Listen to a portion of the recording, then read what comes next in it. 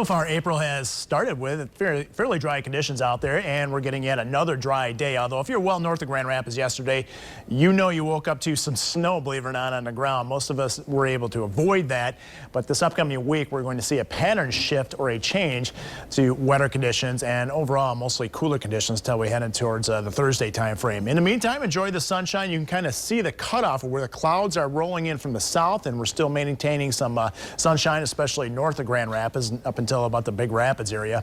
Here's a live view of Muskegon. Fair amount of sunshine there as well, but again, kind of a mixed bag of clouds and sunshine out there as these clouds start to creep north with the leading edge just falling apart. Then you can see the overcast sky conditions across the Straits area, and yes, that is snow. East Jordan up towards Boyne City area, picking up between 2 and 3 inches worth of snow all the way over to the Alpena area.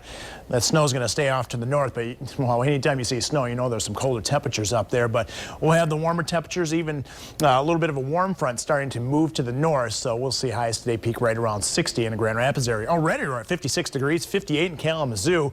At the lakeshore, once again, much cooler there. But look at the broad view. First, I want to show you the wind direction, and with that stationary front or a frontal run, you can see how variable the wind is out there. And for the most part, it should stay between 5 to 15 miles per hour throughout this afternoon. Now look at the temperature variation throughout the state. Mackinac Island right now, 26 degrees, 40 in Traverse City. And as I pointed out, there's some locations very close to 60 here across southwest lower Michigan. So just a huge temperature contrast. And we are going to see some large temperature contrasts over the next couple days thanks to a front kind of hanging in around the area. So the rain forecast, not today, not during the daylight hours, but later on tonight, we'll see some rain move in. It looks like after midnight. We're not looking at a lot, around maybe a 1/10 to a 1/4 of an inch by the time it wraps up by noon tomorrow, but we will have at least that chance. Now, the jet stream kind of tells the story for this upcoming week.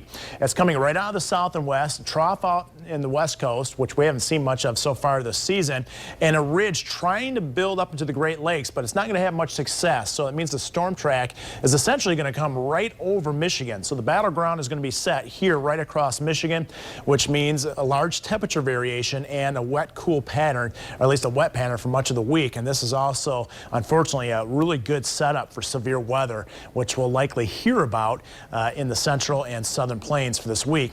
Closer home, though, cooler for Tuesday and Wednesday with temperatures in the 40s.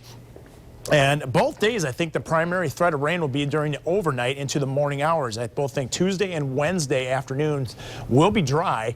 I know there's a lot of kids on spring break, so they want to know that. And then Thursday, we'll likely get into the warm sector, at least parts of the viewing area. Might have to bump up those temperatures on Thursday, but that'll also increase our chance for showers and thunderstorms in the forecast, which may last even into Friday. But this is a very tricky 8-day forecast with that front hanging around and just the pattern. So don't be surprised to see, some tweaks made to the 8-day forecast as the new model runs come in, which Kyle and Bill will have the latest at 5 o'clock.